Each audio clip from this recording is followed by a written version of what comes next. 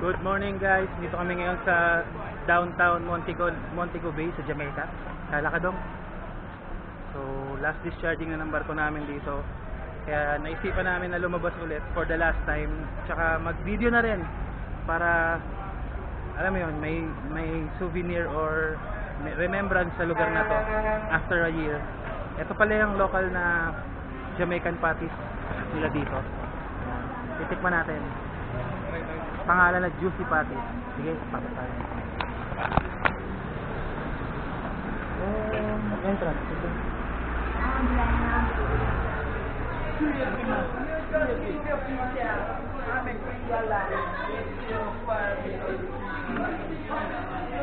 Is it okay to do video? It's okay.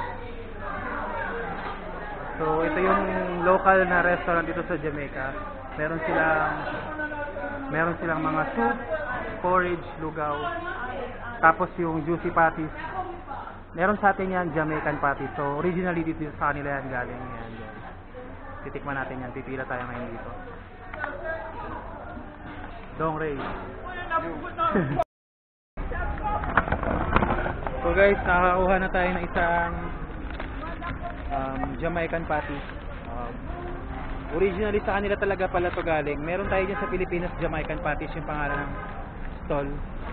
Tingnan natin. Ito. So yung itsura niya, ang itsura niya parehas na parehas sa atin, no? Yan si Ray kasama ko. Yaman. Ito siya. Teka lang, tatapon ko yung tingnan natin to. Ito nga pala yung plaza yata dito to sa downtown ng Montego Bay. Dito tayo kakain. Tingnan natin. So parang kinopya lang talaga sa atin, no? Hindi naman masabing kinopya, pero parang gayang-gaya. Alam ko may ganyang kulay green din eh. Chicken flavor to.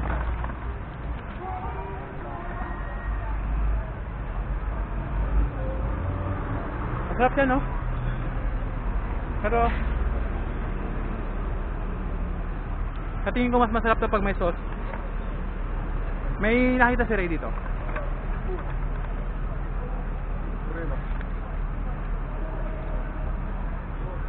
Something history yata to dito sa Montego Bay. Bali yung barkong sinasakyan ko ngayon guys is, ang biyahe talaga namin is Kingston, Jamaica to Puerto Rico. Mga ilang araw pa lang kami, nakakaisang biyahe pa lang kami ng Puerto Rico. Pagbalik namin ng Kingston, nalaman namin na may isang barko na i-repair sila, ipapagawa yung barko. So tinake over namin yung biyahe nila, kaya kami nakarating dito ng Montego Bay. So 1.5 month namin gumagawa ng biyahe ng Kingston, Montego Bay. Medyo nakakapagod siya kasi malapitan. Pero yung bawi na lang namin is makalabas, gumalaman lang. Pero hindi naman ibig sabihin nagsa-shopping or what. Malibang lang, ma-unwind lang kami kahit papano. Eh ngayon, since na yung barko namin pabalik na ulit bukas ng Kingston, Puerto Rico, so wala na kaming labasan ulit kasi sa laot lang kami naglo-loading. Kaya tinake advantage na namin na lumabas ngayon. Medyo maulan, nag-uulan-ulan dito, pero for your information, ang klima dito guys parang sa Pilipinas lang din. Mainit at saka nag-uulan. At saka nagulat ako na ang mga tao dito, akala ko ano sila may sarili silang language na local na ginagamit, pero mga nag-i-English sila, no? Nag-i-English, no? Tapos yung mga pangalan nila guys, para mga Amerikano din, mga American names din. Mas madali makipag-usap dito. Di naman tayo kagalingan mag-English, pero kahit paano naiintindihan natin. Gagala, ikot-ikot namin kayo, papasyal ko rin kayo dito.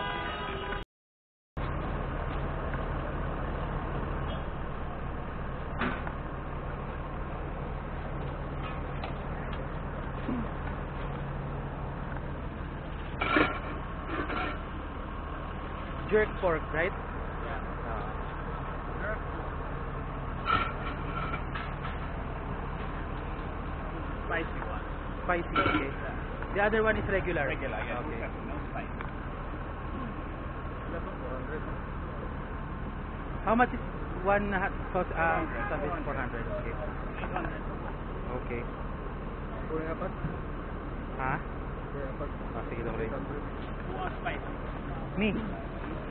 Yep. Thank you.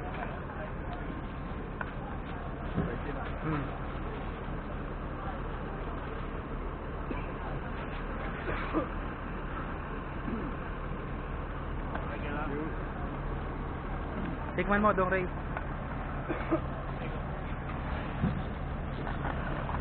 Guys, literal thank you.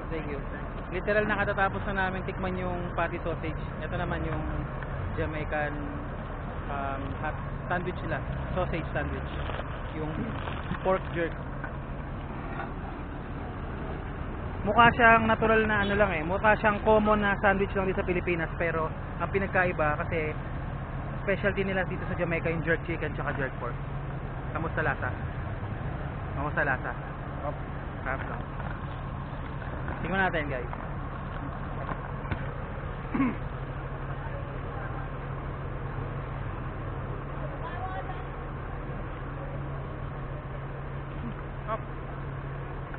Para siyang longganisa sausage kaso maanghang.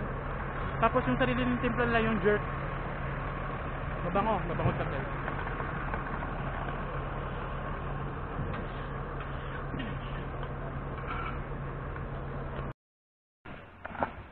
So guys, dito tayo sa tindahan ng isang you're an Indian, sir?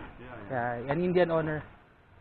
It's it's surprisingly that we saw some Indian and Chinese, like investors or businessmen here. Yeah. Yes, sir. Yes, one love. I'll just go ahead and check for your item. Thank you. So guys, paraan din yan. Kung sakali may bibilin si Rate, makaka-discount tayo kasi kinausap natin yung may-ari. Ito yung mga binibenta lang sapatos, oh. Tunay ito no? Dong Ray, no? Sa tingin ko guys, tunay kasi ang ganda na itong isang to.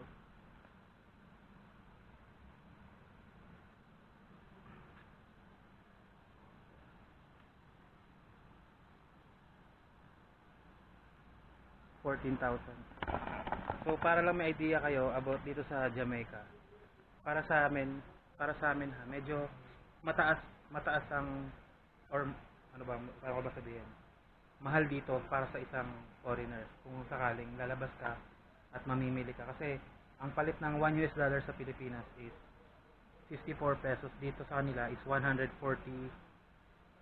for Jamaican dollar. Pero minsan yung mga pagkain nila na local, rice tsaka may ulam, ang prices noon 800 to 1,000.